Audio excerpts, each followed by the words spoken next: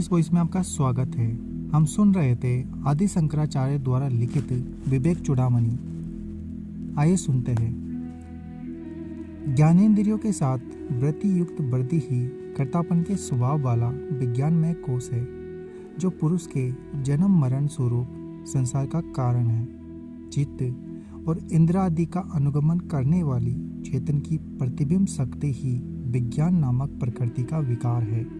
वह मैं ज्ञान और क्रियावान हूँ, ऐसा देह इंद्रिय आदि में निरंतर अभिमान किया जाता है। यह अहम स्वभाव वाला विज्ञानमय कोश ही अनादिकालीन जीव और संसार के समस्त व्यवहारों का निर्वाह करने वाला है।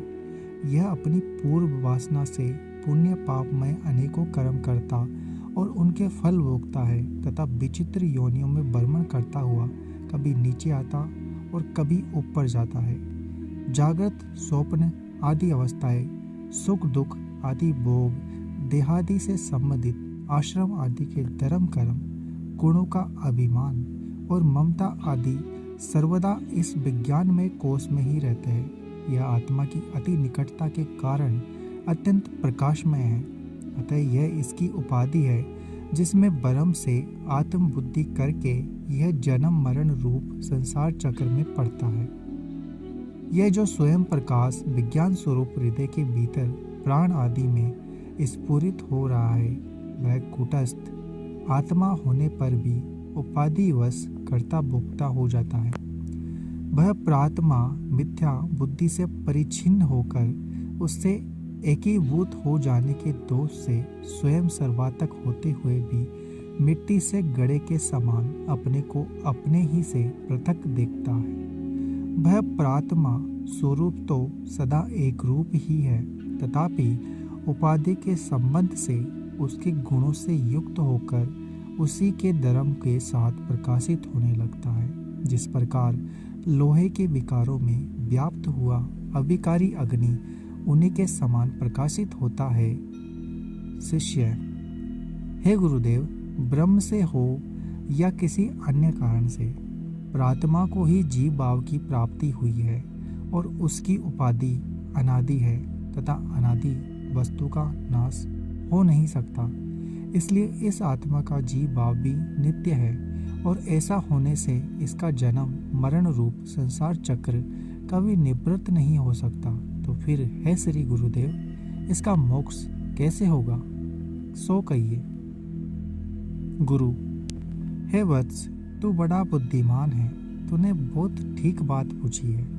अच्छा, अब सावधान होकर सुन। देख, मुग्ध पुरुषों की ब्रह्मवश की हुई कल्पना मानवीय नहीं हुआ करती। जो असंग, निष्क्रिय और निराकार है, उस आत्मा का पदार्थों से नीलता आदि से आकाश के समान ब्रह्म के अतिरिक्त और किसी प्रकार संबंध नहीं हो सकता। साक्षी, निर्गुण, अक्रिय, प्रत्यंग, ज्ञान, आनंद स्वरूप उस आत्मा में बुद्धि के ब्रह्म से ही जीव भाव की प्राप्ति हुई है। वह वास्तविक नहीं है, क्योंकि वह अवस्तु रूप होने से मोह दूर हो जाने पर स्वभाव से ही नहीं रहता। जैसे ब्रह्म की स्थिति पर्यंत ही रज्जु में सर्प की प्रतीति होती है, ब्रह्म के नाश होने पर फिर सर्प प्रतीत नहीं होता, वैसे ही जब तक ब्रह्म है तभी तक परमात्मवश मिथ्या ज्ञान से प्रकट हुए इस जीव भाव की सत्ता है। लोक में अविद्या और उसके कार्य जीव भाव का अनादित्व माना जाता है, किंतु जग पड़ने पर जैसे संपूर्ण स्वप्न प्रपंच अपने मूल सहित नष्ट हो जाता है, उसी प्रकार ज्ञानोदय होने पर अविद्या जनित जीव भाव का नाश हो जाता है।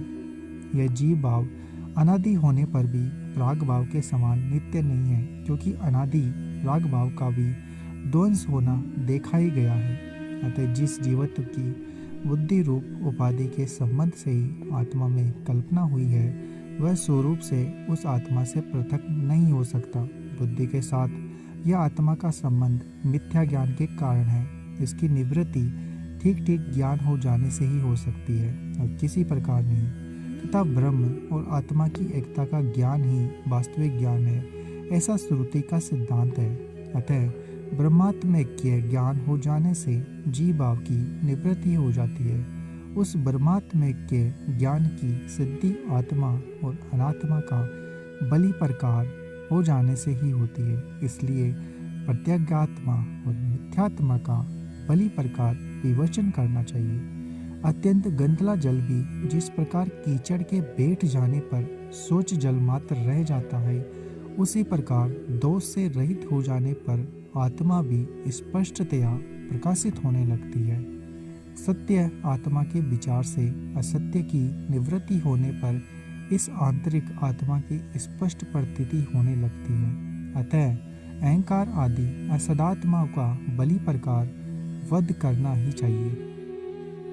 अतएव विज्ञानमय शब्द से कहे जाने वाले यह विज्ञानमय कोश भी विकारी, जड़, परिच्छिन्न तथा दृश्य और व्यभिचारी होने के कारण प्रात्मा नहीं हो सकता, क्योंकि यह अनित्य है और अनित्य वस्तु कभी नित्य नहीं हो सकती। आनंद स्वरूप आत्मा के प्रतिबिंब से चुंबित तथा तमोगुण से प्रकट हुई वृत्ति आनंदमय कोश है।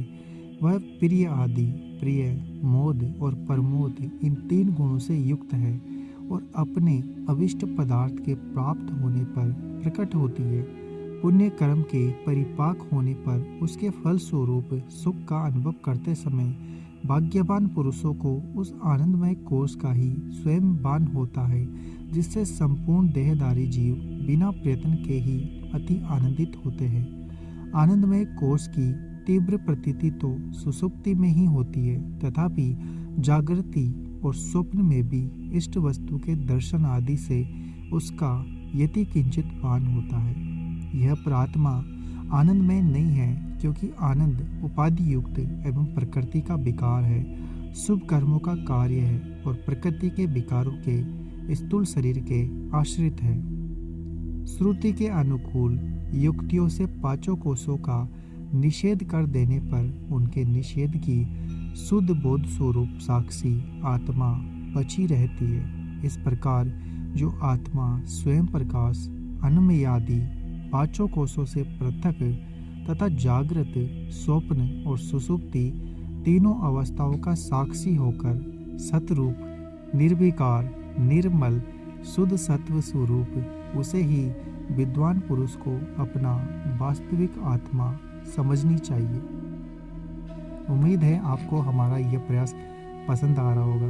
हमारे चैनल को सब्सक्राइब करें, वीडियो को लाइक और शेयर करना ना भूलें।